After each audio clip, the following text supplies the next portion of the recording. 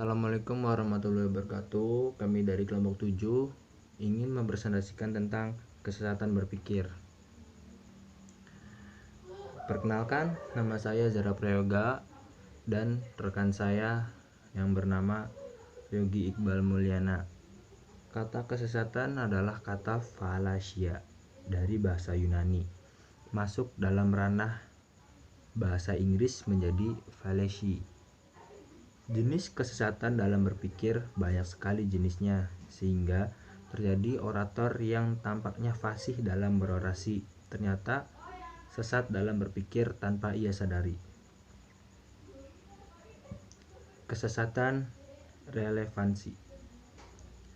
Jenis kesesatan berpikir ini antara lain argumentum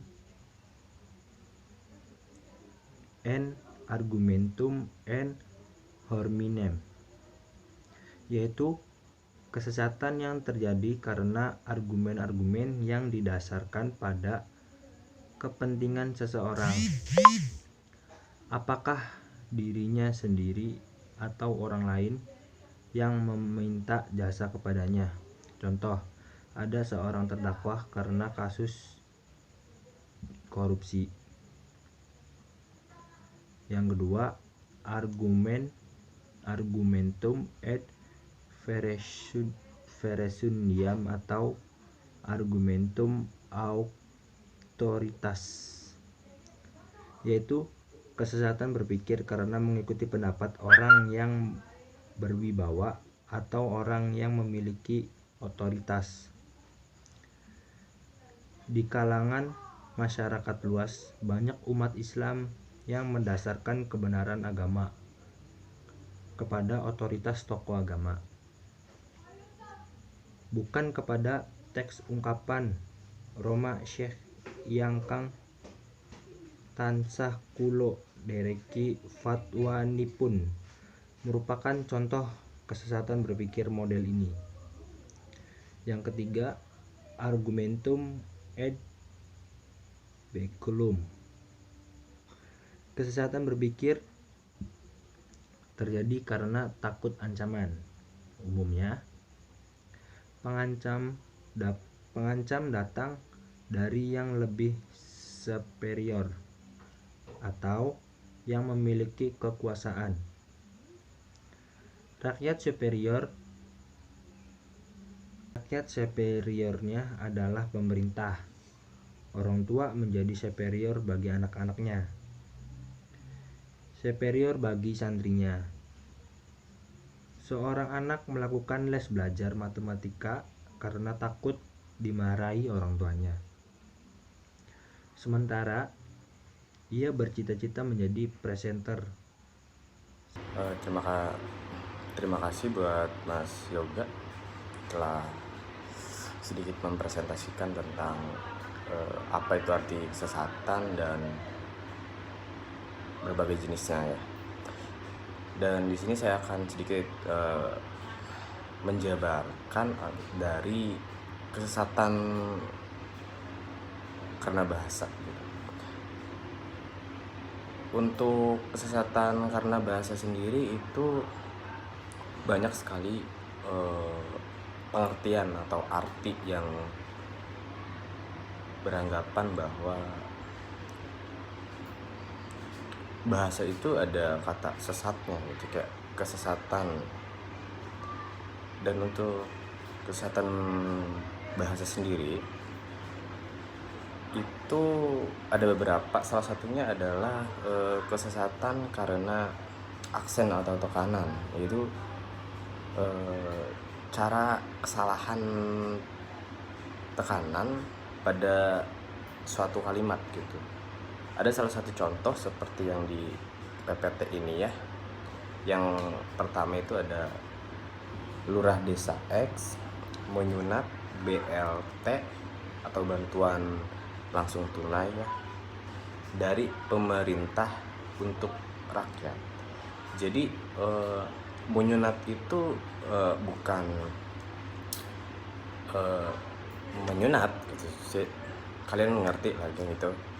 Dan ada kalimat lain itu seperti Parto disunat ketika berumur 7 tahun. Ini menurut saya pribadi itu lebih ke permainan kata, ya, permainan kata. Dan yang ketiga itu ada jadi lurah desa X masih berumur 7 tahun, seperti itu. Jadi saling berkaitan tapi mempunyai arti yang berbeda, seperti itu. Dan untuk contoh yang lainnya itu ada kesesatan karena tam. Kesesatan karena tam itu proposinya adalah dia memiliki suatu ketidakjelasan secara tepat.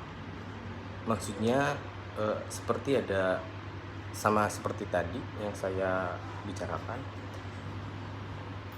Tuhan memiliki sifat abadi. Nah,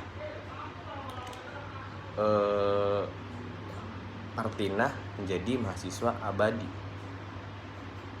dan jadi Tuhan memiliki sifat Partinah. Itu lebih ke permainan kata yang bersifat kesesatan, dan kalimat itu tidak boleh digunakan di sembarangan tempat, seperti itu. Jadi itu yang kedua ya.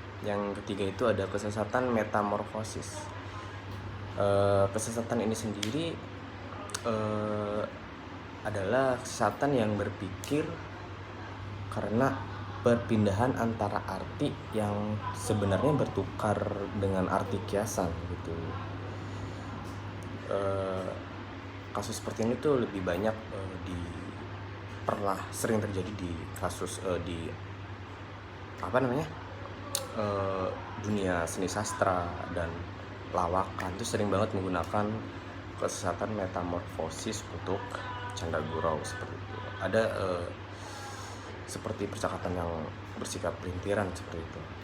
Contohnya itu seperti ada ini di klip juga, Parto bermain lawakan dengan Partinah. Nah, si Parto ini berpostur gemuk, sementara Partinah sangat kurus. Nah, dan si Partinah ini memanggil nama panggilan buat si Parto itu gajah. Gajah Tambun yang bisa tahun itu kan gede banget, bengkak. Sementara Parto sendiri mempunyai memanggil Partinah itu dengan ada apa Carang gitu. Kayak Carang adalah kan ranting bambu ya, seperti ada apa kurus, seperti itu. Dan itu yang salah satu contoh kesesatan metaforis ya. Maaf tadi salah, saya kira metamorfosis. Dan yang untuk yang keempat, kesesatan amfibiolis. Kesesatan ini sendiri itu terjadi karena konstruksi sebuah kalimat yang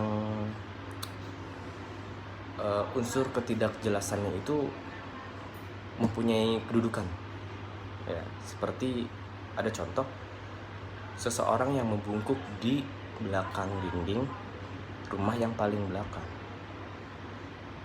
Dalam kalimat ini menimbulkan kesalahpahaman atau kerancauan pahaman yang berasumsi bahwa apakah seseorang yang membungkuk itu hanyalah salah satu dari sejumlah orang yang membungkuk di belakang dinding. Kan tidak semuanya orang itu membungkuk di belakang dinding, seperti itu. Dan apakah ada sejumlah dinding berderet dalam satu rumah, kemudian ada dinding yang paling belakang tempat seseorang membungkuk. Jadi kesesatan amfibiolis itu sama seperti, sedikit berbeda dengan kesesatan metamorfosis. Cuma metaforis itu kesesatan yang mempunyai di stand up sendiri. Itu kesesatan metaforis itu sering digunakan ya buat candaan, lawakan, entah apa itu. Dan kesesatan amfibiolis yang kedudukannya itu sedikit kurang jelas, seperti itu. Saya rasa Dari presentasi saya cukup ya.